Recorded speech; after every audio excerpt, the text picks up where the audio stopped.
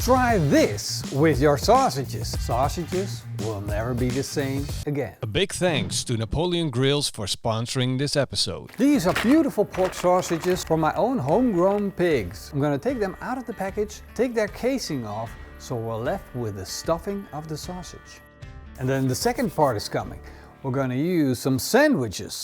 Doesn't matter if they're frozen or pre-baked or whatever you like to use, as long as there are sandwiches that can do with a little bit of heat on the grill. So stay away from the really soft ones. Now I'm going to take my stuffing of that sausage and lay it out on my sandwich. And I'm going to press it flat on the bread, spreading it out as much as possible so I get a nice thin layer on top of the sandwich, which sticks out a little bit. So once we start grilling these, they're going to shrink and fit the sandwich perfect.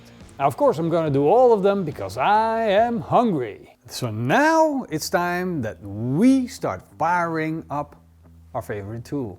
This thing is an absolute beauty, and I set it up with a grill grate and a griddle, or as it's called, the reversed griddle. Basically, it's a cast iron plate that works as a flat top griddle that's going to make a beautiful crust. I'm going to fire on all burners and set them to the lowest position.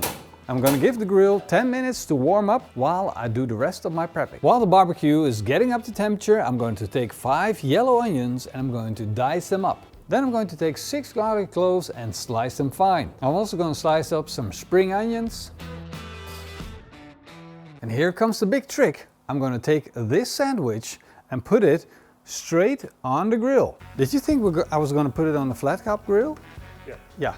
I thought you would. I'm going to put it on the stainless steel grill grate here so I can make my side dishes over here.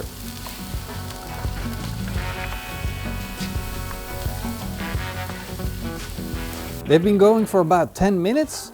Let's take a look. Wow, look at that crust. Fat's rendering down real nice. We're building up some flavor.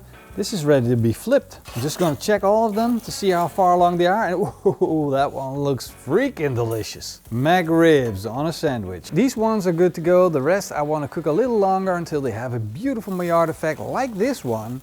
And then I'm going to put on a little bit of garlic and a little bit of onion. Depending on how much you like garlic and onion, you're going to put some on. Don't bother seasoning your sausages. Sausages come pre-seasoned, so no salt other than a little bit of pepper if you like it. There we go. So now it's time for a final topping.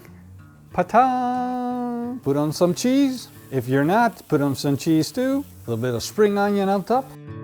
Now close the lid and let it melt. Look at that, this looks freaking delicious. We got molten cheese, a little bit of green. Of course, I'm gonna hit it with my blowtorch to get it a little crunch on top. There we go, just a little extra. To get some of that char. There we go. Time to plate them up, and look at that. Oh, look at how delicious these look. Absolute perfect sausage sandwich. Gonna drizzle a little bit of sauce on, and I am choosing garlic sauce and chili sauce. Now, of course, you can choose whatever sauce you like, or no sauce at all, but this is how I roll. I want to do the taste test. You have all your beauty shots? So I can bite into these beauties. It's not hard to do. Actually, it's very easy, hopefully, and very tasty. Can you imagine making complicated recipes that taste half this good? Too easy and too tasty not to try.